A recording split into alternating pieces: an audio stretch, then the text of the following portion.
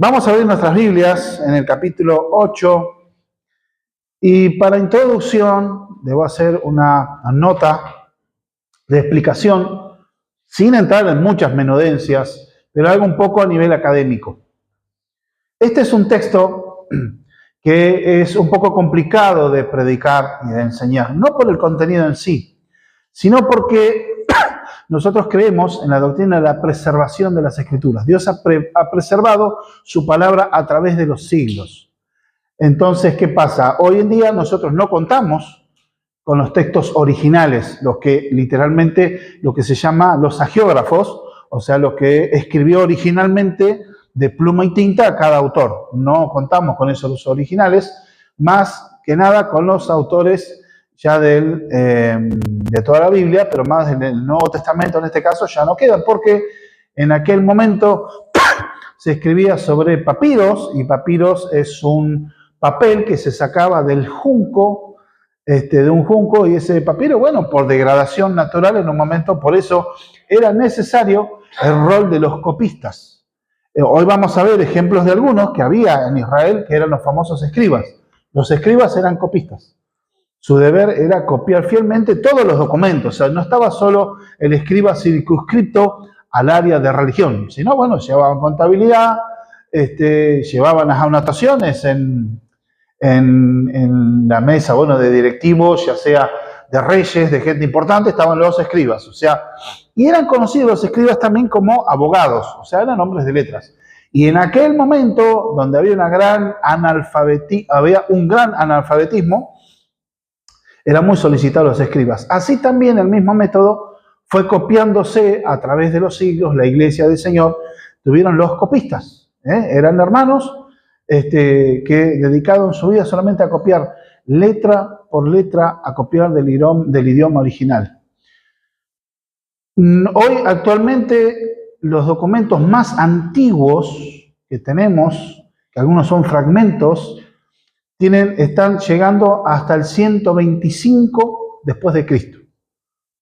Hay algunos por ahí que puede ser el 90, pero ahí no más. O sea, ya eso es lo que queda de esa copia de aquel momento de los manuscritos más antiguos que tenemos, que cuenta la Iglesia del Señor hoy. Entonces, ¿qué pasa? Ahora, ¿y cómo sabemos cuál es, si está bien copiado? Bueno, una es la cantidad de copias. De hecho, nosotros, por ejemplo, podemos conocer historias hoy en día, por ejemplo, como la Ilíada de Homero, una famosa película Troya, que salió hace muchos años, está copiado, o sea, está sacado de ese libro de la Ilíada. ¿Saben cuántas copias hay?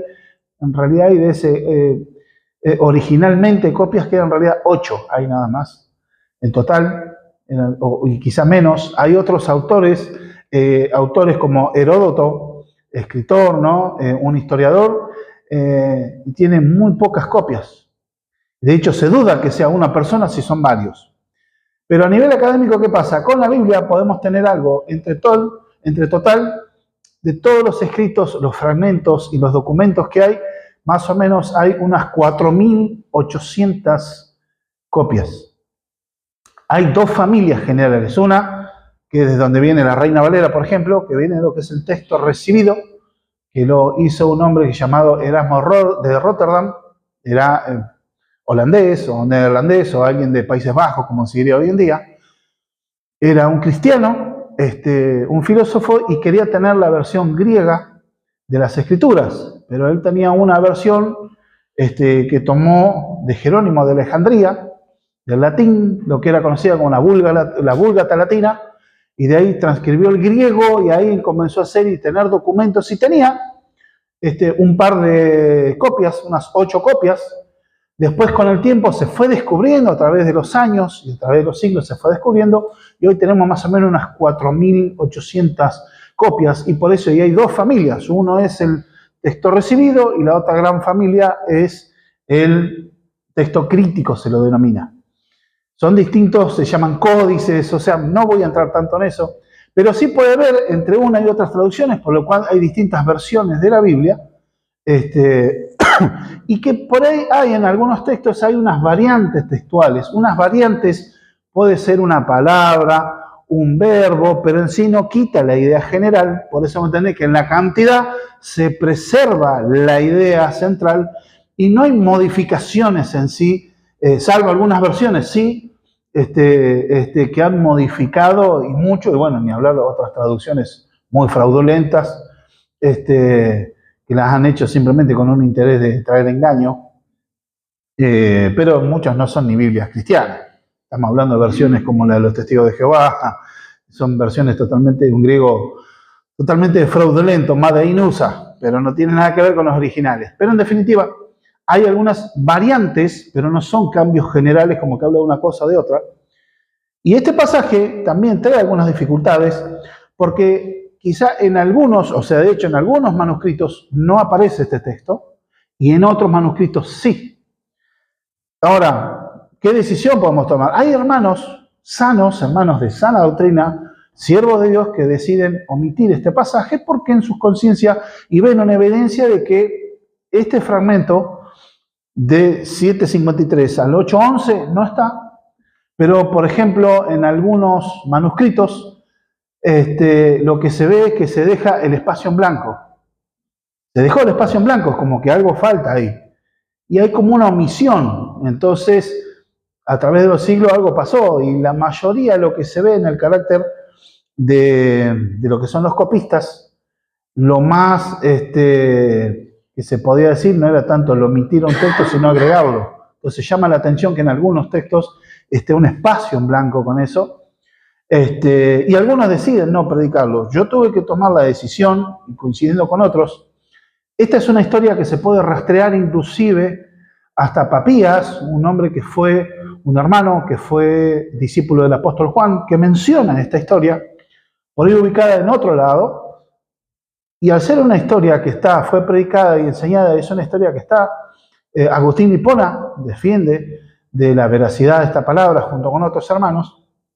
Entonces, tanto yo puedo ver, no es una evidencia abrumadora para decir, no, este texto no es inspirado, no tiene que estar, o sea, no lo predico por conciencia, sino al contrario. Son evidencias, algunos dicen, bueno, que quizá esto interrumpe la hilación de pensamiento, como viene el contexto, pero la realidad es que no lo hace. No lo hace, no corta ninguna, y además este texto no altera ninguna doctrina troncal o ninguna doctrina básica del cristianismo. Vemos a Jesús en su papel de redentor, o sea, esta historia, yo soy los que creen que sí ha sido inspirada y que merece estar, y por ende no debemos, como dice William Hendrickson, aunque puede haber ciertas dudas, pero la iglesia no debe privarse de enseñar y no debe haber temor en predicar y hacer enseñanzas sobre este texto. ¿Por qué tengo que hacer? Hoy en día hay gran acceso a información y por ahí en algunos lados pueden llegar a decir, bueno, ¿por qué creemos que es la palabra de Dios? Creemos porque Dios ha preservado a través de la historia los escritos y ahí tenemos. No se ha encontrado, o se sigue buscando, pero es medio difícil que esté. Puede ser, si Dios algún día lo permite, el texto que se llama el texto Q, viene de una palabra alemana que tiene que ver, que dice es el texto fuente. Lo siguen buscando, pero es medio... Se encontró en el Qumran, preservados, documentos preservados de los libros del Antiguo Testamento, en un lugar que era ideal para estar, en una cueva, en un clima seco, dentro de vasijas, y se encontraron fragmentos. Y con respecto a esos que tienen que ver con libros de Isaías, texto del Antiguo Testamento, lo vemos con las traducciones que tenemos nosotros hoy en día. ¿Y sabe cuánta diferencia hay? Ninguna. No hay diferencia. O sea, se ha preservado. Por eso tenemos garantía que a través de los siglos Dios ha preservado, y a través de los copistas se ha ido en la traducción de la Escritura y ha sido una preservación fiel a los originales, o lo que nosotros tenemos hoy en día, los más cercanos a los originales de eso. Por eso, sin temor, podemos participar en entender la palabra del Señor y entender que es palabra de Dios revelada. Capítulo 7, verso 53. Acuérdense el contexto donde está. Y podemos ver acá la palabra del Señor. Dice, cada uno se fue a su casa. Y Jesús se fue al monte de los olivos. Y por la mañana volvió al templo y todo el pueblo vino a él y sentado él le enseñaba. Entonces los escribas y los fariseos le trajeron a una mujer sorprendida en adulterio y poniéndola en medio le dijeron, Maestro, esta mujer ha sido sorprendida en el acto mismo de adulterio. Y en la ley mandó Moisés apedrear a tales mujeres. ¿Tú pues qué dices? Mas esto decía tentándole para poder acusarle. Pero Jesús, inclinado hacia el suelo, escribía en tierra con el dedo. Y como insistieron en preguntarle, se enderezó y les dijo: el que de vosotros esté sin pecado, sea el primero en arrojar la piedra contra ella. E inclinándose de nuevo hacia el suelo, siguió escribiendo en tierra. Pero ellos, al oír esto, acusados por sus conciencias, salían uno a uno, comenzando desde los más viejos hasta los postreros, y quedó solo Jesús y la mujer que estaba en medio. Enderezándose Jesús, y no viendo a nadie, sino a la mujer, le dijo: mujer, ¿dónde están los que te acusan? ¿Ninguno te condenó? Ella dijo: ninguno, Señor. Entonces Jesús le dijo: ni yo te condeno, vete y no peques más. Acá vemos un acto de gracia pura del Señor. Muchos por ahí les costaba predicar, porque acá, si uno hace una lectura así nomás, es como que Jesús no condenaría suficientemente el pecado. Y donde muchos articulan: ve, no tenés que juzgar para no ser juzgado. Fíjate que Jesús no juzgó a la adúltera. Puede ser una mirada, pero muy liviana. Jesús no está haciendo eso. Pero sí lo que podemos ver es la gracia de Dios. William Booth, me confundo con el juez de otra época. Abraham Booth, un siervo de Dios, un pastor que vivió en el siglo XIX, decía lo siguiente en su libro El Reino de la Gracia. Por eso decimos que recibimos la gracia de Dios. Con esto testificamos que no la merecemos y que no podemos sobrar para ganarla. La gracia no es una franja de oro en el borde de una prenda de ropa, no es como un bordado que adorna el manto. Es como un propiciatorio de tabernáculo que era de oro puro, todo oro de un lado al otro. Por lo tanto, entendemos que están seriamente engañados aquellos que sugieren que podemos merecer la gracia de Dios con nuestras buenas obras. La gracia de Dios rechaza toda ayuda de cumplir todo lo que se tiene que hacer. No es un insulto al Dios soberano sugerir que le hace falta los pobres actuaciones de la gente para ayudarlo. O la gracia es totalmente libre de toda influencia nuestra, o no es gracia en ningún sentido. Por tanto, si la gracia va a reinar, tiene que ser el medio único de salvación. Por la voluntad de la gracia, Dios continúa y completa la salvación del pecador. No es que la principia solamente. Siendo así, se puede decir con seguridad que la gracia reina. Sin lugar a dudas, tal seguridad maravillosa glorifica a Dios. Vemos acá a Jesús cómo está. Es una tremenda lección de gracia, porque lo están llevando a hacer un veredicto, un juicio. Pero esto también es una muestra de lo que iba a acontecer con él, en un juicio totalmente fraudulento, a pesar de que acá no se anula la culpabilidad de quien está siendo acusada. Pero también, en este sentido, no se está hablando que la gracia es la licencia para pecar. Nunca Jesús está hablando, y nunca en el Nuevo Testamento se enseña en ningún lado de eso. De hecho, al contrario, la gracia es el punto inicial para la santificación. Porque lo que Jesús está haciendo acá desnuda una malvada depravación de los corazones de sus enemigos. Y maravillosamente desarticula esa trampa, porque vemos que la mujer, como vamos a ver, va a ser simplemente un instrumento, pero para querer perjudicarlo a él. Pero Jesús termina desarticulando y mostrando la gracia. Dice que él estaba, y dividí el pensamiento en este sentido, en los puntos del versículo 7:53 al 8:4, la irrupción de los enemigos del Maestro. Después vemos la hipocresía vestida de reverencia, versículos 5 y 6, la trampa desactivada, 7 al 9, y la gracia inmerecida, verso 10 al 11. Vamos a poner primera y vamos a la irrupción de los enemigos del Señor. Dice acá, cada uno se fue a su casa, y Jesús se fue al monte de los olivos. Ahora, cada uno se fue a su casa. ¿Qué pasaba? Había terminado la fiesta de los tabernáculos. Y una vez que se terminaba, al séptimo día, al octavo, terminaba todo y cada uno se va. Se termina la fiesta y se tienen que ir. Desarmar todo lo que habían hecho. ¿Se acuerdan que ellos hacían los tabernáculos, las tiendas? que las desarmaban, terminaba el día de festejo y bueno, cada uno a continuar con su vida. Habían cumplido y viendo en este contexto, Jesús está hablando de que se fue ¿a dónde? A su casa. Y algo, fíjense la humildad del Señor, no tenía casa, no se fue a su casa, no tenía. ¿Y qué es lo que hizo el Señor? Se fue, dice la Escritura, se fue al Monte de los Olivos. Daba una posibilidad que él se fue a descansar, que era un lugar que iba habitualmente cuando estaba en Jerusalén, pero también hay otra posibilidad, que se vaya a la casa de Lázaro, en Betania, que estaba del otro lado del Monte de los Olivos, estaba a unos 3 kilómetros de distancia. Más o menos caminando en aquel lugar son unos 40 minutos de caminata.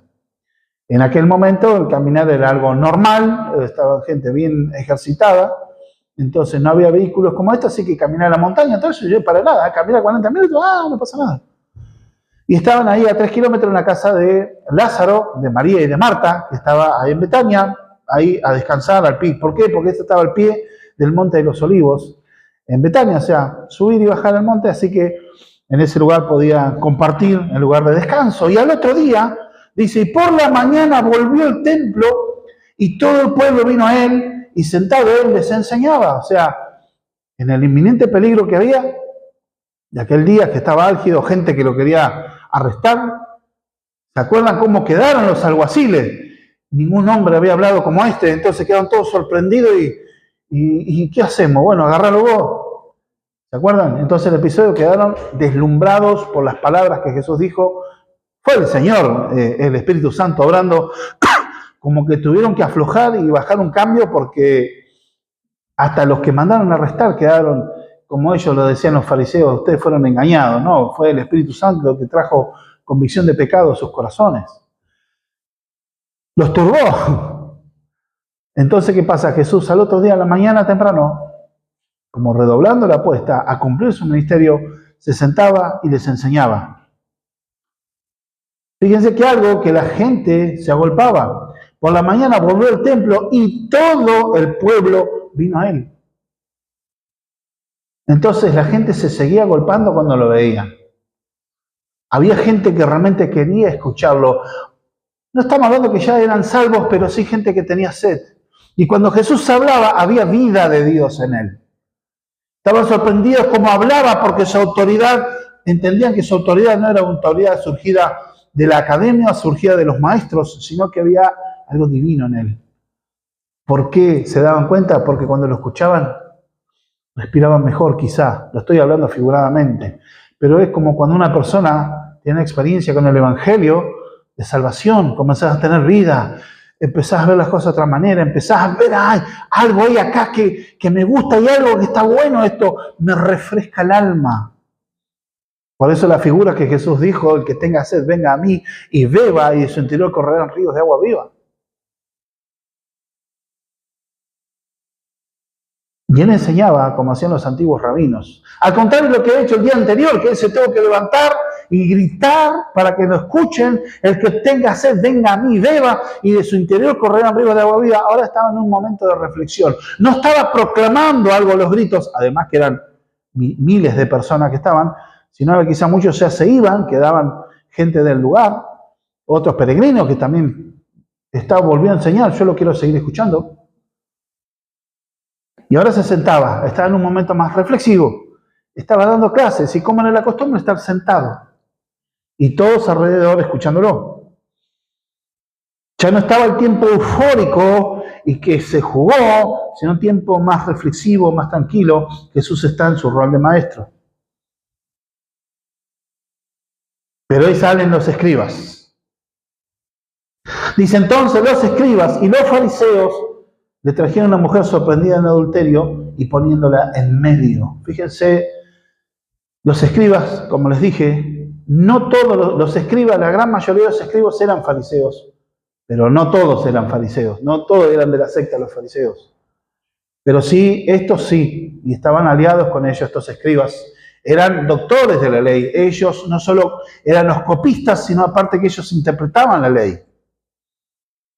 Y traen a esta mujer, imagínense el espectáculo degradante y desagradable y humillante para la mujer, que encima de haber sido encontrada en ese acto, la traían arrastrando y la ponen en medio de Jesús y la multitud. porque así era el liderazgo religioso en Israel.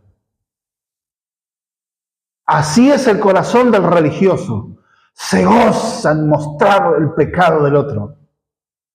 Una cosa es que la iglesia, por ejemplo, tenga que disciplinar a alguien que ha pecado en el contexto de que sea creyente, pero la iglesia, ¿cómo debe tomar? ¿Con regocijo? Mirá qué escándalo, vamos a hacer lo peor. No, no es el contexto de explicar una disciplina eclesiástica, no es el sentido de humillar públicamente al pecador, sino llevarlo al arrepentimiento, pero de una forma amorosa. Y una forma amorosa que tiene la iglesia es a través de la disciplina, es decir, bueno, te tenés que arrepentir. Pero no es el escándalo público, la humillación pública, la degradación. Cristo, vemos acá que no actúa de esa manera. Pero el corazón religioso sí. Se goza señalando el pecado del otro. Se regodea, porque generalmente el religioso muchas veces vive luchando y vive siendo una persona frustrada y se amarga porque no puede llegar, pero a través proyectan otros, y estos maestros proyectaban sus frustraciones. Por eso Jesús les decía, ustedes son hipócritas, son actores, ustedes ponen cargas a los demás que ustedes ni con un dedo quieren llevar. Pero acá no podemos juzgar que esta mujer era una creyente, obviamente que no era cristiana, no era creyente, la gracia no la había sido iluminada, sí era el pueblo de Israel, pero de manera nominal. Los escribas lo trajeron ahí delante del Señor, una mujer sorprendida en un acto grave, pecaminoso, pero vamos a ver otro detalle. Como era de esperarse, los enemigos del Señor seguían teniendo planes, pero lo querían matar. Acuérdense, ellos ya habían, en el capítulo 5, habían convenido matarlo. Y no pudieron arrestarlo por distintos factores, pero entonces dijeron, bueno, vamos a cambiar la tónica. Vamos a cambiar la estrategia. No vamos a ir a confrontar, porque sabían que con una confrontación directa Jesús desarticulaba todo, no podía. Ni con dientes rechinando de bronca, pero no pudieron. Estas personas que eran escribas, eran personas muy educadas. Imagínense que en esta época de Jesús el analfabetismo, o sea, la alfabetización era tan solo más o menos el 3% de la población. Era gente que vivía en la capital, de familias distinguidas, pero después la mayoría entendía la ley, sabía recitar la ley, pero por eso ellos menospreciaban tanto a las otras personas. Y le decían a ustedes que no entienden la ley, son malditos. Era algo de descartar para ellos en su soberbia. Ellos eran copistas y además los fariseos interpretaban la ley. Era una profesión muy requerida en aquella época. Eran personas importantes, eran los abogados también de esa época. Traen a esta mujer. Irrumpieron, supuestamente presentaron un caso judicial. Crearon un disturbio, porque siempre quieren ir a hacer ruido y mostrarse, ¿no? Aparentemente preocupados. Una mujer encontrada en el pecado mismo de adulterio, un pecado grave ante la ley de Dios, deshonroso. Ahora, una de las cosas, por el contexto presumiblemente era casada, porque acuérdense que una persona soltera está con una persona casada, es pecado de adulterio. Se hace adúltero con esa persona. Presumiblemente era casada. Y quizá la tenían que llevar hasta el Sanedrín. Realmente es el lugar donde tenían que llevarlo. Pero muestran algo, lo siguiente, que esta gente, ¿por qué lo llevan a Jesús? Jesús no era un juez, no era miembro del Sanedrín, o sea, lo llevaron para buscarle, digamos, de hacerle un problema, que después el mismo autor termina diciendo cuál era la intención de ellos. Lo que pasa es que les convenía utilizar a esta mujer. Les convenía utilizarla para traer ese conflicto, esa confrontación. Y qué mejor delante de toda la gente que quería escuchar a Jesús, porque el propósito era avergonzarlo y desacreditarlo. Claro que Jesús tenía autoridad para juzgarla, ni que hablar. Dios hecho hombre, o sea, era Dios mismo. Es el autor de la ley, tenía toda la autoridad, más que el Sanedrín junto, pero Jesús también en su humanidad, él no formó parte de ese grupo, él enseñaba y no la llevaron a un organismo legal, que eso se trataba todos los días ahí. En aquel momento, la inmoralidad era algo moneda común. Y en el contexto de esas fiestas del tabernáculo también, como era una fiesta de mucha algarabía, mucho regocijo y mucho vino, daba lugar a esos pecados. Hay que desmitificar en el sentido que ese Israel del primer siglo no era un pueblo santo. Contaminado estaba por su propia naturaleza pecaminosa y aparte había unas corrientes paganas también. Entonces, era complicado, digamos. Entender esto, que la traen arrastrando, encima, una de las cosas, pobre mujer, no tendría mucha ropa encima. Un acto degradante. Así es el corazón legalista. Y en cierto sentido ellos querían ver la ley. Y vamos al caso, lo vamos a ver después, porque la ley no habla de misericordia. Ellos lo que pedían era algo verdadero. Planteaban a Jesús ser algo verdadero, que hoy nos suena cruel, barbárico. Pero hay que ver el contexto que dio la ley y cómo se cumple esa ley. Es más, presentarían una aparente preocupación, aparte de verle con ese celo religioso. Maestro, ¿y cómo le trata de maestro? En el versículo 5, viendo ahí, ¿no? Mencionan la ley como un celo, pero dicen maestro. ¿Cómo? Ayer lo insultaba, ayer lo quería arrestar y ahora venís, maestro. ¿De qué venía a hablar? Falso. Venía ahí, maestro. Imagínense hasta la cara, ¿no? Demudaba la cara. ¡Ay, qué preocupación! ¡Ah! ¡Qué pecado, maestro! ¿Qué decide esto? No quiero ni mencionarlo, mira. No, entonces, esa cara tendrían. Supongo yo, eso estoy especulando. Y ahí vemos al segundo punto, el versículo 5 en adelante. La hipocresía vestida de reverencia. La mención de la ley, el versículo 5. Y en la ley nos mandó Moisés a apedrear a tales mujeres. ¿Tú qué dices? Pero no iba honestamente a una pregunta. Mira, la ley dice, ¿vos qué decís, maestro? ¿O usted qué dice, Señor? Una pregunta realmente querer satisfacer una duda o una curiosidad sincera. No, ellos quieren hacerle pisar el palito. La mención de la ley, con aparente celo, se puede percibir de algo, como alguien queriendo pararse a gritar proclamando su celo religioso. Ya trataban a Jesús como maestro. Esta era toda una actuación orquestada, pero diciendo una media verdad. Que una media verdad o una verdad a media es una mentira. ¿Por qué? Una de las cosas que ellos tenían una visión torcida de lo sagrado, sesgado, y más que aceptar la ley de Dios, era mencionarla para torcerla a la conveniencia de ellos y de acuerdo a sus propios fines. Ahora, ¿qué dice la ley o qué menciona? Éxodo 20, que habla sobre el adulterio, donde están los 10 mandamientos. Es el séptimo mandamiento, dice, no adulterarás. En Deuteronomio, capítulo 5, verso 18, dice, no cometerás adulterio. Es clarito en la ley. En la ley moral de Dios está reglamentado no cometer adulterio, no pecar.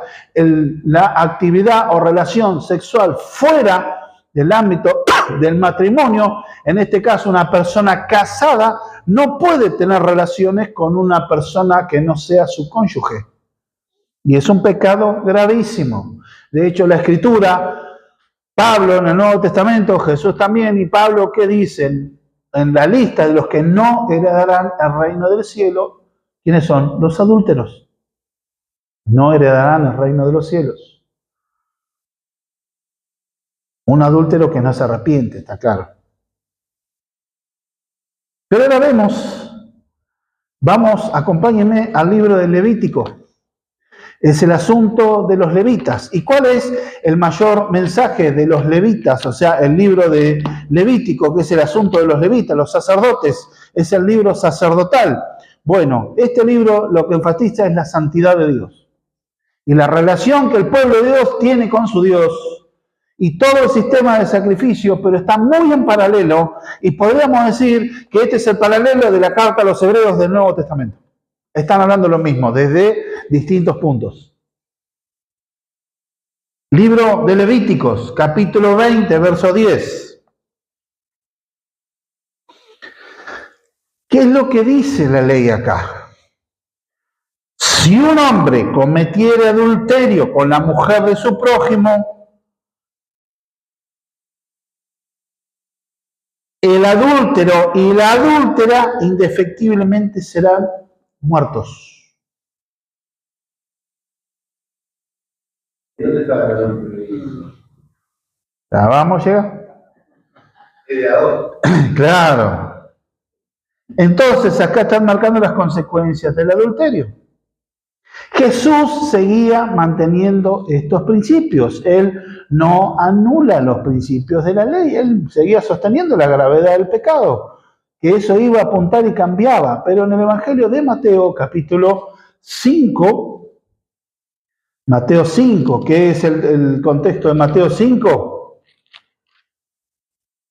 El Sermón del Monte, donde está la proclamación, era como una proclamación de la verdad de Cristo, lo que él enseñaba, marcando los requisitos, no para salvación, sino en realidad son las características de los que ya son miembros del reino de los cielos. Pero Jesús, en el capítulo 5, en el verso 27, dice lo siguiente: oíste que fue dicho, no cometerás adulterio. Y aún señalaba esto, pero Jesús señala algo más profundo. Verso 28. Pero yo digo que cualquiera que mira a una mujer para codiciarla, ya adulteró con ella en su corazón. Digamos que inclusive Jesús levanta más la vara.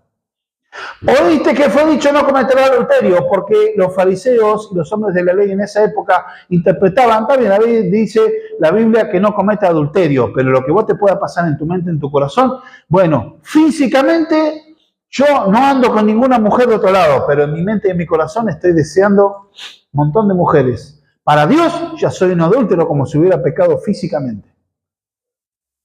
Y Jesús lo está diciendo, no está diciendo la ley. Jesús dice, o más, yo os digo, oíste que fue dicho, porque era la tradición oral que enseñaban ellos, no cometerás adulterio, estaba en la ley, sí, pero estos fariseos enseñaban sobre una cuestión física. Así también como Jesús le dice a aquel que tiene ira, enojo contra su hermano, donde ellos enseñaban, amará a tu prójimo, pero aborrecerá a tu enemigo. Eso no dice en ningún lado, se lo inventaron ellos. Y Jesús donde dice, más yo digo, si alguno tiene algo en su corazón, delante de Dios es como un asesino. Tener odio, resentimiento contra una persona, más siendo un cristiano, la palabra de Dios, Dios te dice que sos como un asesino. Porque habla en el mismo contexto. Oíste que fue dicho, no matarás. Mas yo digo que si uno tiene odio contra su hermano, ya es como que lo asesina en su corazón. Jesús levanta la vara. Jesús no está tomando livianamente el pecado. Mantiene ese mismo principio. Y aunque judicialmente podían tener razón en decir, bueno, vamos a ver, pero tenían algunas cosas en mente, tenían otra cosa, no era buscar justicia. ¿Por qué? Encontraron a la misma mujer en el mismo acto de adulterio. Ajá. ¿Y dónde está el otro? El adulterio es de a dos.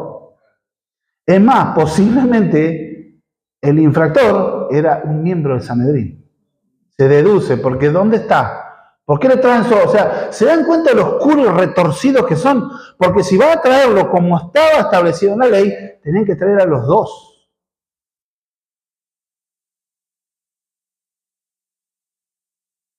Pero a ellos no les interesaba obedecer la ley. Ellos solo te querían desprestigiar a Jesús porque les estaba arruinando el negocio. Si buscaban justicia, ¿por qué no lo llevaron al Sanedrín? Jesús no era juez y él no era miembro del Sanedrín. Por ellos no buscaban la justicia. Lo importante era ver qué decía sobre apedrear a tales mujeres. Y acá muestra algo que está mostrando una gran parcialidad, no eran imparciales, y que solo estaban usando a la mujer como un instrumento. Y aparte insistían en preguntarle, ¿tú qué dices? ¿Cuál es tu opinión? Porque tenían otra cosa ahí. Fueron a buscar a una mujer, la llevan arrastrando, ¿y dónde está el hombre? La ley dice que tienen que estar los dos. El adúltero y la mujer, los dos tienen que ser indefectiblemente muertos, porque en el momento que se hizo la ley, antiguo pacto, hay cosas que se hacían de manera gráfica, y era la manera de erradicar el mal en el pueblo de Dios. Jesús, ¿qué hace? Interpreta correctamente la ley de Dios. Y en el Sermón del Monte, haciendo la proclama, ¿qué dice? Si a un ojo tuyo te es ocasión de pecar, sácatelo. Es mejor que entres tuerto al reino de los cielos y no con todo tu cuerpo te vayas al infierno. Si tu mano te da la posibilidad de pecar o tu mano te es estorbo, cortate la mano. No estaba hablando, empecemos la mutilación ritual. Está hablando Jesús en términos figurativos. O sea, lo que te sea ocasión de pecar, arrancarlo de tu vida. La lujuria no se la combate, se huye. Es simple. No se puede. Es algo intrínseco en el ser humano. ¿Y qué pasa? No es una cosa, bueno, yo me voy a quedar a aguantar acá, ve hasta cuándo aguanto. Vas a caer. Por eso Pablo le dice a Timoteo, huye de las pasiones juveniles. No se refiere solamente a la actividad sexual, pero es huir del pecado. No está hablando de que te quedes a enfrentarlo, porque yo soy cristiano y tengo fe. Sí, y también tenés debilidades y tenés necesidades físicas, normales. Un ser humano normal, con hormonas normales, Dios creó el sexo, que el pecado lo haya distorsionado, son dos mangos aparte. Y muestran en realidad las intenciones, en el verso 6. Mas esto decían tentándole para poder acusarle. Ahí está mostrando. ¿Por qué acusarlo? Simple. Porque si Jesús llegaba a decir, sí, hay que apedrearla, entonces ellos podían ir corriendo a acusarlo delante de las autoridades romanas, delante de Poncio Pilato, a decir, mirá, este hombre está insistiendo para linchar a una mujer y para apedrearla. Porque en aquel momento, los únicos que podían aplicar la pena capital, o sea, podían aplicar la pena de muerte, eran solamente los romanos. Acuérdense que Roma había y gobernaba sobre Israel en ese momento, era una potencia que ocupaba Israel y solamente ellos podían aplicar la pena capital. Las autoridades judiciales religiosas no tenían permiso. Entonces podían decir, ustedes aplican la pena capital, pero este está incitando a la rebelión. Entonces, en definitiva, las autoridades irían y lo arrestarían a Jesús. Y harían el trabajo sucio por ellos. Pero si Jesús hacía uso de misericordia, ¿qué dirían? Ah, Moisés nos dio la ley y vos decís, porque la Biblia dice que el Mesías va a hacer cumplir la ley y vos no querés cumplir la ley de Dios. Entonces se dan vuelta con todos los israelitas peregrinos que eran temerosos de Dios, que querían observar la ley de Dios, y decir, ¿vieron? Este es un falso Mesías porque está llevando a la apostasía a Israel. No estaban planteando mala estrategia, porque era aparentemente para ellos un juego de ganar a ganar. Lo encerraban por un lado o lo encerraban por el otro. La cuestión que si él mandaba también a matar a la mujer, su prestigio como Mesías misericordioso se caía por los suelos y era exterminarlo públicamente, digamos, hacían un estudio de opinión, como así se hoy en día, y lo harían pedazos. Se caerían en el internet, en las páginas de internet de la época, los no me gusta o los dislike. Te saco el me gusta por todos lados. Su imagen caería por el suelo, quedaría desprestigiado. Por eso le insistían. Esto decían tentándole. Entonces vemos acá en el sentido de la palabra del Señor y recordemos las Escrituras hablan claramente sobre la condena del pecado. Porque nosotros vemos en el libro de Deuteronomio, es el último libro del Pentateuco, en el capítulo 22, donde habla sobre estos temas. Deuteronomio 22.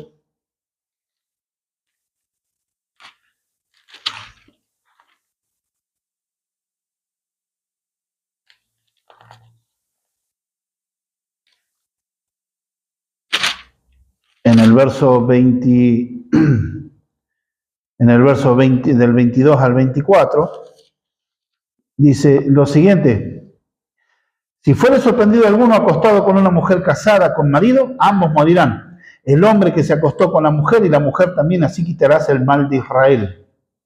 Entonces, vemos ahí en el verso 22, nada más leemos, estamos hablando de lo que es la porción. Inclusive habla de una mujer que estando desposada y comete pecado con otro hombre, ella también se había pecado. ¿Y por qué esa necesidad? Era una época donde tenía que hacerse las cosas gráficas, donde la ley fue enmarcada en una época tribal, y en ese momento Dios tenía que marcar claramente la diferencia con el pecado.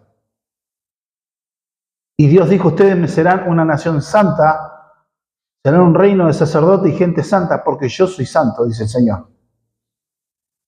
La santidad es vivir apartado y consagrado para Dios.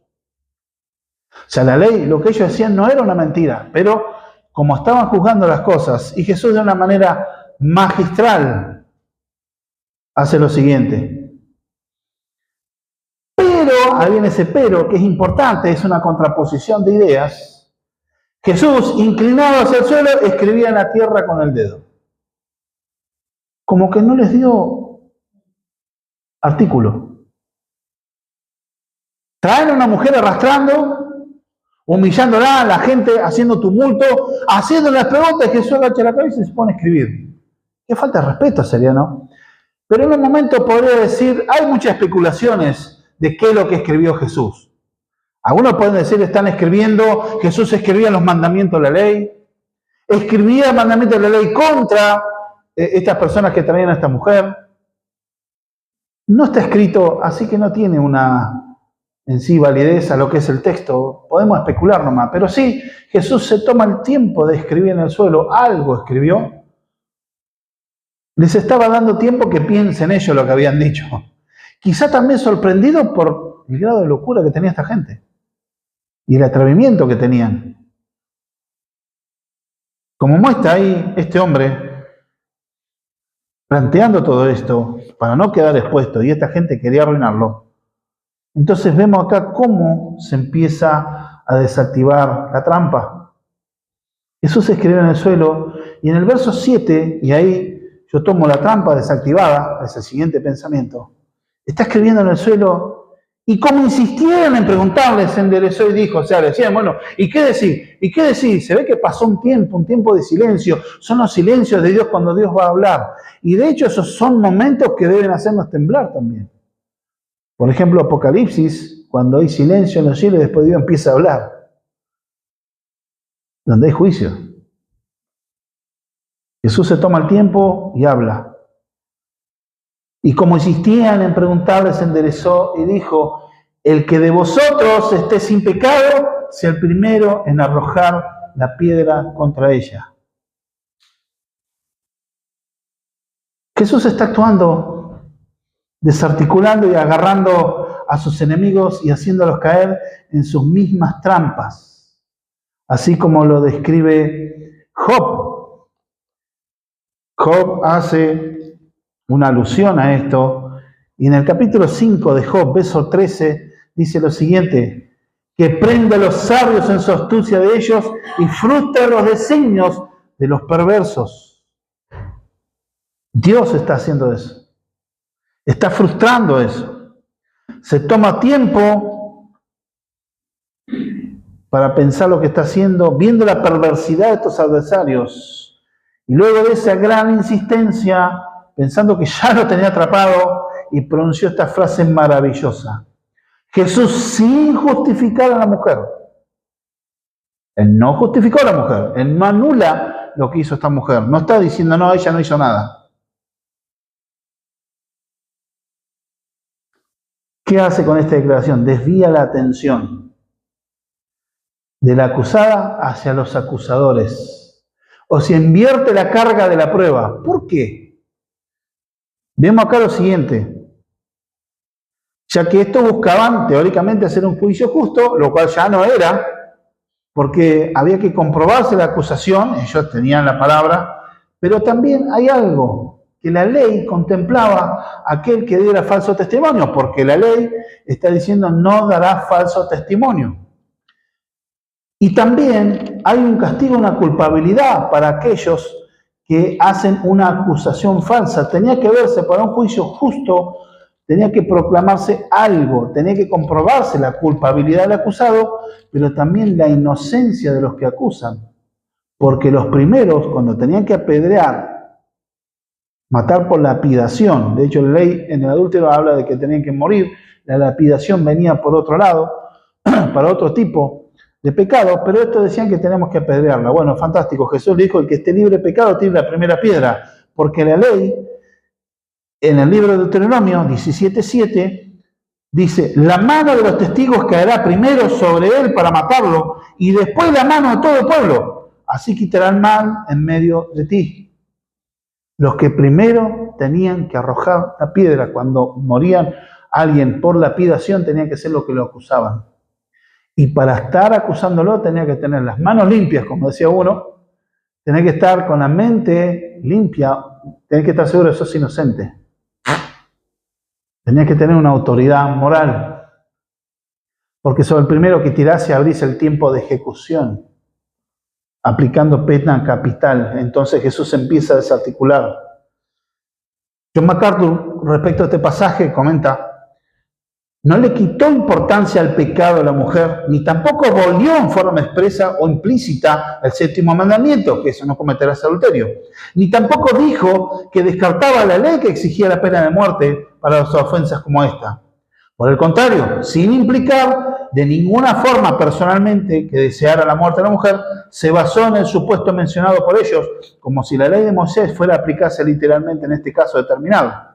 Lo cual ni siquiera ellos, desde luego, deseaban de verdad. Pero les mostró que no eran dignos de ejecutar la misma ley que aparentemente tanto deseaban cumplir. Lo que hizo arder de indignación sus mejillas fue el hecho de que estos hombres que tenían la intención de cometer el pecado de homicidio contra el mismo Mesías se presentaran como si estuvieran escandalizados por la ofensa infinitamente menor de esta mujer, que aunque era grave,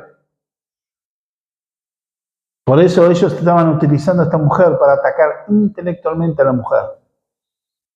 Fin de la cita. No tenían autoridad para juzgar. Jesús sí la tenía, pero estos hombres no tenían. Entonces debemos leer en este sentido de que esta mujer, además, esta ley, que era una ley que se llama de casuística, o sea, viene por una causa, y estas leyes, ¿qué pasa? Estas leyes se aplicaba la pena capital de acuerdo a cada caso, pero ya casi había quedado en desuso por causa de la gran inmoralidad que había en la época de Jesús, ya casi había caído en desuso. Es como que sacaron algo del baúl de los recuerdos para tan solo la intención era mostrar a Cristo. Ahora, Jesús no está metiendo el relativismo cultural y bueno, como ahora todos lo hacen, está todo bien. Jesús no dijo que estaba bien lo que hizo la mujer, ni la justificó. Está exhibiendo que estos que querían asesinar a Jesús se hacían los indignados por el pecado de adulterio, que era grave. Pero su corazón era querer matar a alguien. Vuelvo y reitero, una cosa no quita la otra. Luego se toma otro tiempo de silencio y las conciencias de estas personas comenzó a ser confrontada. Porque inclinándose de nuevo hacia el suelo, siguió escribiendo en tierra. O sea, Jesús les habló y cuando habló fue una palabra paz que cayó en sentencia y dejó silencio. Muchas veces nos pasa a nosotros en las reuniones, y pasan reuniones de discipulado, que a veces pasa que no queremos los silencios. Más si una persona nueva se enseña algo y queda en silencio, es como que uno ya quiere meter bocado, que no haya silencio, que no haya hueco. Y muchas veces los silencios son saludables, porque se permite que el Espíritu Santo trabaje en las conciencias, porque se debe pensar. ¿Qué es la conciencia? Bueno, la conciencia es una parte del alma, es algo intangible para nosotros, pero es una parte del alma que es parte de la imagen que Dios creó en el hombre, que como fuimos creados imagen y semejanza de Dios, esa imagen, aunque está distorsionada, está rota por el pecado, está distorsionada, rota, un montón de escombros, pero todavía queda la conciencia, que nos hace entender algo, valores universales, como saber distinguir entre lo bueno y lo malo. No con la claridad bíblica, no por ahí desde el punto de vista de Dios, pero otros lugares saben que matar es malo, saben que robar es malo. Salvo en algunas culturas que lo hacían por ahí, no entre ellos, como los famosos vikingos, que su forma de vida era ser piratas. De hecho, la palabra vikingo no tiene que ver con su etnia. Ellos eran pueblos de Escandinavia, Noruega, Suecia. Ellos en realidad, vikingo era su oficio, era hacer piratería. Y mataban por una cuestión ritual, y para ellos la vida circulaba por otro lado, pero sabían en definitiva matar a alguien por matar era algo malo. Una cuestión moral que había, bueno, mirá, yo, ¿sabés qué? Me voy a casar con una mujer y sí, está mi hermana, pero es mi hermana, ¿cómo va a ser mi hermana? ¿Está loco vos? Y tiene razón, porque eso es lo que Dios puso y eso es en la conciencia que trabaja en todos los seres humanos. En algunos puede estar más apagada, en otros puede estar más activa. Y estamos hablando fuera de los que sean iluminados por la palabra de Dios. Pero las conciencias de esta gente fueron llevados y confrontados. Jesús lo que está planteando en ellos es quiénes eran ellos para juzgar. Porque no estaban siendo imparciales. Debemos entender claro, en el juicio de Dios, todos los pecadores serán juzgados. Y serán juzgados todos los pecados. Porque acá no se rompe el principio. Dios no tendrá por inocente al culpable. Cristo no es el buena onda que por total no pasa nada, ya pasó, no. Jesús está viendo esto. Y en el verso 9 dice la Escritura, pero ellos al oír esto, acusados por su conciencia, salían uno a uno, comenzando desde el más viejo hasta los postreros, y quedó solo Jesús y la mujer que estaban en medio. Desde los más viejos, los más experimentados. ¿Por qué? Porque se dieron cuenta que habían sido derrotados de una forma tan humillante. Su conciencia empezó, dale, si vos tenés autoridad, como dice la ley de Deuteronomio, los que lo acusan, de ellos tiene que ir la primera piedra, dale. O sea, ¿qué tan verdadero era el tema? Y si fue en adulterio, bárbaro, ¿dónde está el adúltero? ¿Dónde está el otro? Vamos. Entonces, ¿qué pasa? Tener esa conciencia moral religiosa de la retorcida. Aunque no se arrepintieron, no es que yo no tiene razón, Señor, perdóname, bueno, vamos a ver qué hacemos, la ley dice esto, pero realmente no está en uso. No.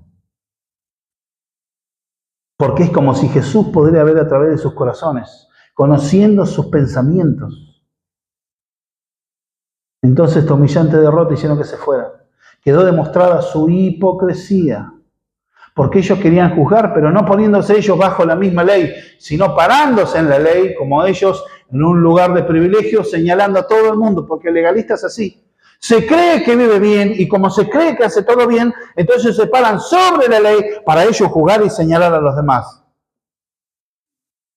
Pero no se sometían bajo esa misma ley. Por eso Jesús dice, ustedes son hipócritas. Ustedes ponen carga sobre las personas que ni aún ustedes ni con un dedo quieren tocar.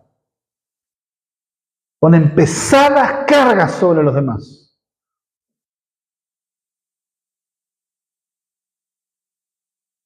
Pablo dice lo mismo en la carta a los Romanos, capítulo 2. Pablo le habla también a los legalistas. Aquel que era judío y conocía. Romanos 2:1. Por lo cual eres inexcusable, oh hombre, quien quiera que seas tú que juzgas, pues en lo que juzgas a otro te condenas a ti mismo, porque tú que juzgas haces lo mismo.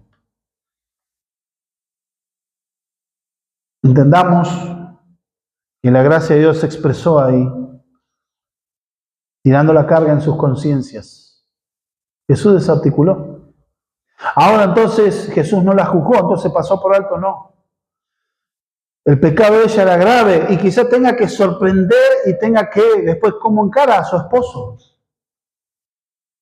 Y es más, en la ley habla de una chica soltera, si tenía relaciones con otro hombre antes de casarse, estando comprometida, desposada, y siempre y cuando no haya sido un caso de abuso, también tenía que ser apedreada. Y habla de tales mujeres que tenemos que apedrearlas. Pero Jesús le dice lo siguiente, la gracia inmerecida, verso 10. E inclinándose de nuevo, una cosa que Jesús veía en el verso dice, enderezándose Jesús, y no viendo a nadie, sino a la mujer, le dijo, mujer, ¿dónde están los que te acusaban? ¿Ninguno te condenó? No es que estaban literalmente solos, estaban los que escuchaban, los peregrinos que fueron a ver a Jesús. No había nadie en cuanto a los que vinieron a acusarla, la dejaron ahí.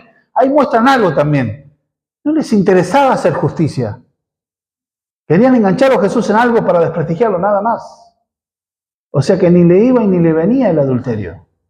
Por eso también se deduce también que posiblemente la persona que adulteró con esta mujer era hasta un mismo miembro del Sanedrín. Algo vemos en este sentido. En medio de esa multitud, Jesús también la dejó y le dijo, ¿dónde están los que te condenaban? ¿Ninguno te condenó? Entonces, vemos algo siguiente. Jesús está mostrando su misión como Redentor. ¿Cuál era su misión en ese momento? Juan 3, 16 y 17 dice, porque de tal manera amó Dios al mundo, que ha dado a su Hijo unigénito para que todo aquel que en él crea no se pierda, mas tenga vida eterna. ¿Por qué? Porque Dios no mandó a su Hijo para condenar al mundo, sino para que sean salvos por él. Todo el que creyere será salvo, mas en el que no creyere ya ha sido condenado. Ahí estamos viendo a Jesús en su papel de Redentor. Está mostrando el propósito de su venida para traer salvación, su ministerio de redención. Este perdón no era una licencia para pecar. Gerald Borch escribe y dice respecto a esto, sin embargo, el veredicto de Jesús, ni yo te condeno, no era una absolución ni falta de condenación.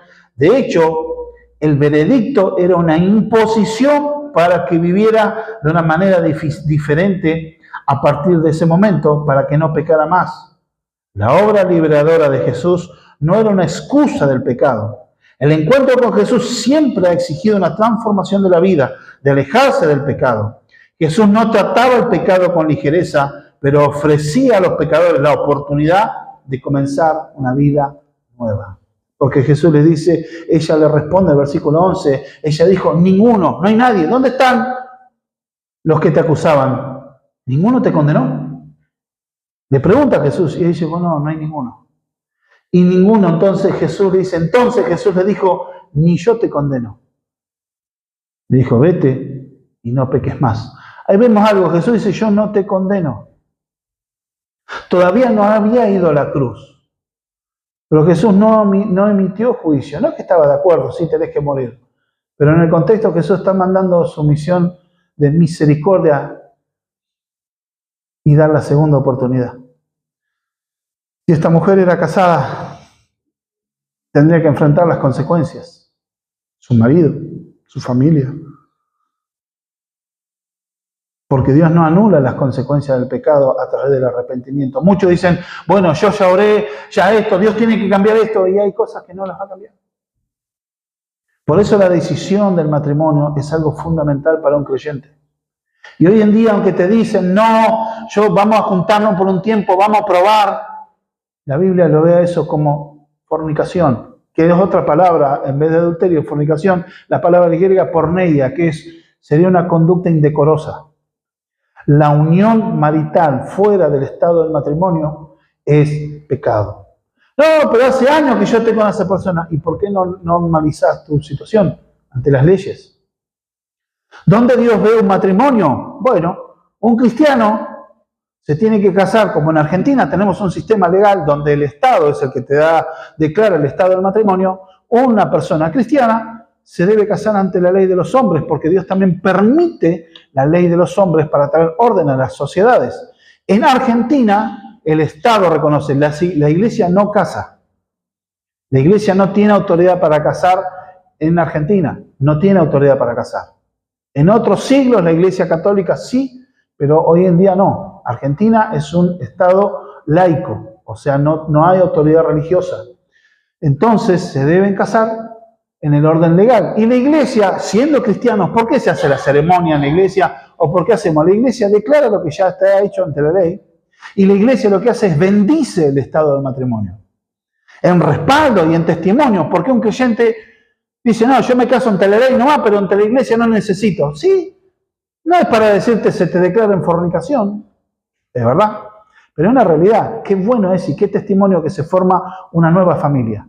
Que es la célula fundamental y básica de una sociedad, donde a través del nacimiento de los hijos, el desarrollo se fundamenta un hogar, y eso es la célula de toda sociedad. Es lo que enseñaba antes. Pero ahora, todas las leyes, estas ideologías que van en contra de la familia, impulsando el aborto, la eutanasia, impulsando la ideología de género, impulsando la homosexualidad, ¿qué es lo que evitan? La reproducción. Evitan que una sociedad organizada y sólida, por eso el gran enemigo que tiene la ideología de género y todas estas políticas woke, ¿qué cosas son? La Iglesia y la familia.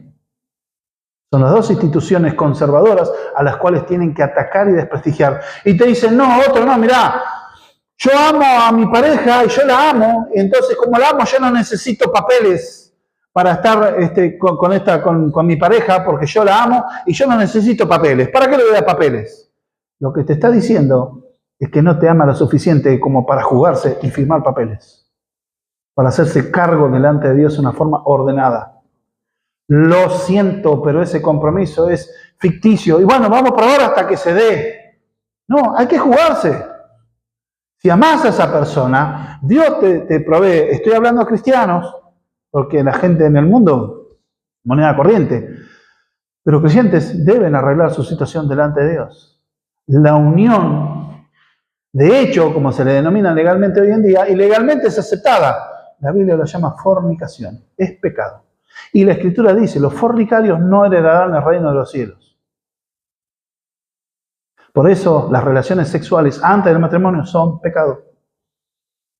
Lo siento, suena contracultural, suena horrible, feo, anticuado, retrógrada, pero es lo que dice la Escritura.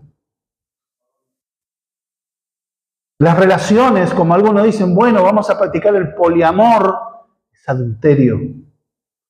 A un grado excelso de pecado donde el ser humano se proclama a sí mismo como Dios, viviendo de una manera perversa, engañando y siendo engañados por su pecado.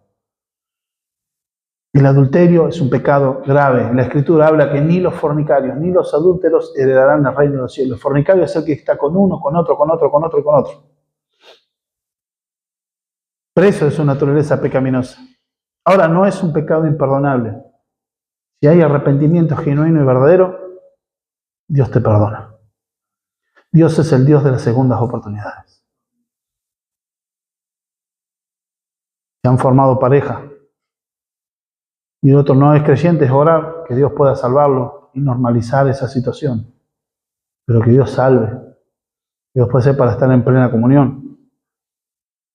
Por ejemplo, pasa de cristianos, se convierten al Señor y están en concubinato con su pareja. Su pareja no es cristiana. Bueno, es orar, esperar el tiempo del Señor y orar para que Dios pueda obrar en esos corazones.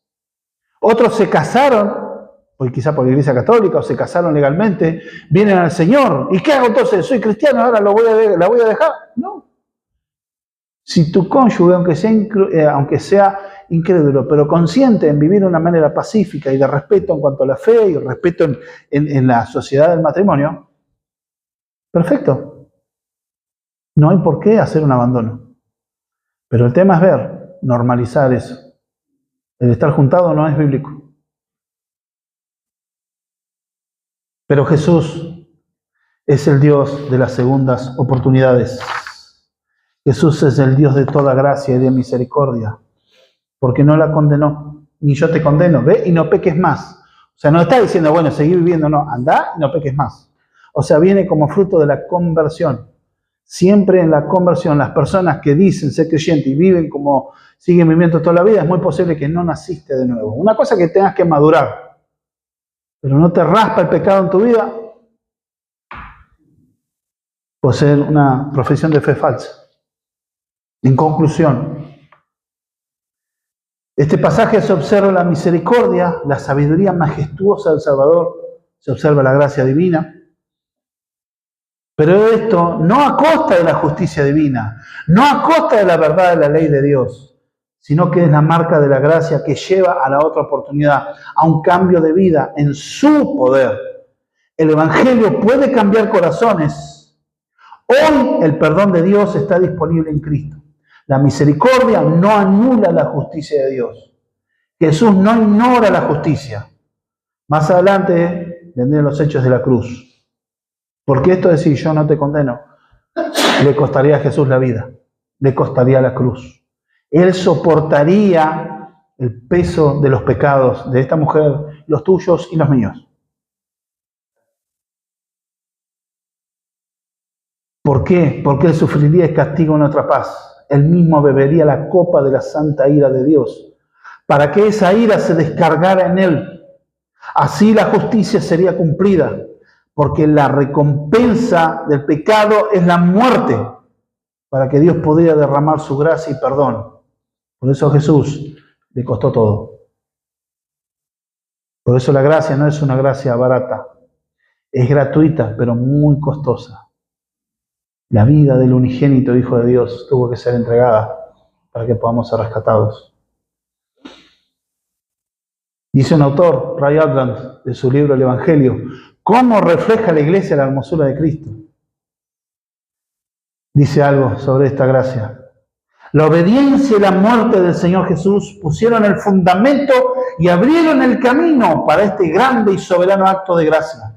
La cruz de Jesús muestra la más impresionante exhibición del odio de Dios hacia el pecado y al mismo tiempo la manifestación más augusta de su disposición a perdonarlo. Él ve, se proclama con todo gemido que se escuche. ¿Por qué? El perdón pleno y libre está escrito en cada gota de sangre que se ve, se proclama en todo gemido que se escucha. Oh, bendita puerta de retorno, abierta y nunca cerrada al errante de Dios. ¡Qué glorioso, qué gratuito, qué accesible! Aquí los pecadores, los viles, los culpables, los indignos, los pobres, los que no tienen nada, todos pueden venir. Aquí también el espíritu cansado puede traer su carga, el espíritu quebrantado su pesar, el espíritu culpable su pecado, el espíritu reincidente su desorientación culpable. Todos son bienvenidos aquí. La muerte de Jesús fue la apertura y el vaciado de todo el corazón de Dios. Fue el derramamiento de ese océano infinito de misericordia que ansiaba su salida. Fue Dios mostrando cómo podía amar a un pobre pecador culpable. ¿Qué más podrías haber hecho que esto? Entender, hermanos, ¿qué nos aplica? En primer lugar, observar y meditar la gracia de Dios y ese favor inmerecido. Pecaste, Dios es el Dios de segundas oportunidades. Pero Dios no tendrá por inocente al culpable, tiene que haber un arrepentimiento. Por otro lado también, aquellos cristianos de años, muchas veces estamos infectados de ese legalismo. ¿Qué hay que hacer? Matar a ese legalista en tu corazón. Matá a ese legalista en tu corazón. ¿Cómo se ve el legalista? Hipercrítico. Señalando a todo el mundo, creyendo que le puede enseñar a todo el mundo, insisten que ellos tienen la verdad. Que ellos son luz. No, vos tenés que reflejar a Cristo y su palabra. No estamos hablando que trates con liviandad el pecado.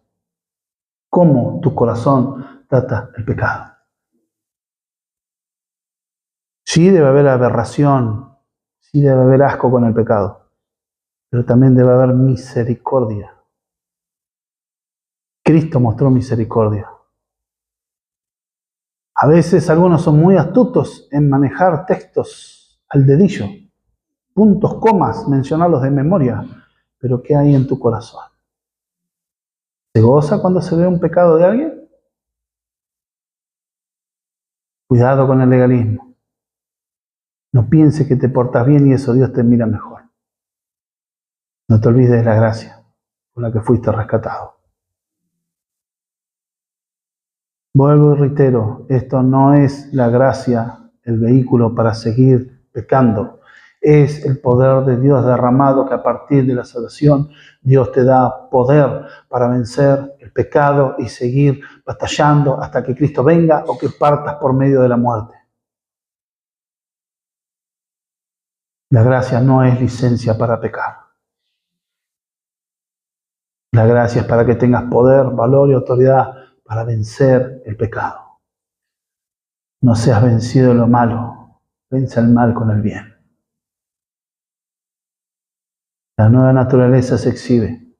Pero no es que servís a Dios por la obligación de tener que servir a Dios. Soy creyente y lo hablo, pero porque lo tengo que hablar. Estás caminando el camino del legalismo. Consiste en hacerlo porque te deleita Dios. Tenés que tener mayor visión de la cruz. El cristiano no es alguien que vive buscando pinchar el globo de la fiesta a todo el mundo, porque tiene una gracia que los desborda en su corazón. Y esta no es que vive contando chistes y riéndose todo el mundo, sino que tiene el gozo y la seguridad de Dios en su vida. Lo vive en su vida y sirve a Dios por gozo, porque ama, porque se desvive por Cristo, quien te salvó, quien te perdonó, y que vos puedas ejercer esa misericordia también. Básicamente esas dos aplicaciones. Dios es un Dios de misericordia, pero tenés que perseguir la santidad. Dice la Escritura, sin santidad nadie verá al Señor. Pero no partir de tu presuposición de que vos podés cambiar, de que yo tengo fuerza y ahora no. Anda a los pies del Calvario. Reconoce tu debilidad, tu incapacidad y tu ineptitud. Hasta llegar un momento a hablar, Señor, líbrame de mí. Para que Dios sea glorificado en tu vida. Fortalecerte en la fe es rendirte día a día, tomando tu cruz y siguiendo al Maestro todos los días de tu vida.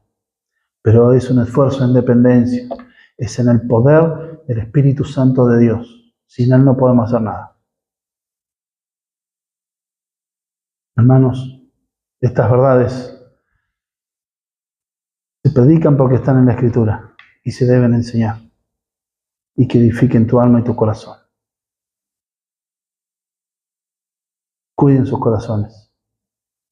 Amén. Oramos, hermano. Señor amado, te damos gracias en el nombre de Jesús por esta tremenda exposición de gracia, donde vemos, Señor, tu accionar. Señor, trajeron a alguien que era culpable, sí, pero quienes querían hacer un juicio fraudulento fueron desnudadas sus falsas estrategias. Pero también, Señor, tú pudiendo condenarla, pudiendo aplicar la ley, decidiste hacer misericordia. Por eso, Señor, la gracia es algo libre, independiente de nosotros mismos, de nuestras acciones y de nuestros pensamientos, de nuestra jurisdicción como hombres. Es totalmente libre y gratuita y tú se la das a quien quieres, cuando quieres, cómo quieres y de la manera que tú quieres. Gracias, Señor, porque en la cruz se ve, Señor, el acto maravilloso donde la justicia de Dios es vindicada y donde tu gracia y tu amor es aplicado, Señor, a pecadores culpables. Pero la justicia no se pasó por alto. La justicia se derramó en Cristo. Por eso oramos, Señor, y oro para que tu pueblo tenga mayor conciencia de la obra de la cruz, pero no para vivir con la culpa, sino para gozarse de cuánto amor has tenido sobre nosotros. Bendito sea tu nombre para siempre, porque eso también como iglesia nos ayuda a tener misericordia y tener paciencia y tener amor y tener pasión por aquel que quizá, Señor Dios mío, nos daría bastantes motivos para desecharlo, bastantes motivos para enojarse, pero tú nos llamaste a vivir en comunidad, una comunidad de gracia. Ayúdanos, Señor, en el nombre bendito de Jesús, a amar tu santidad y a buscarla, pero no por la imposición legalista, sino buscando el deleite máximo en ti, Señor. Te lo suplicamos en el nombre de Jesús. Amén.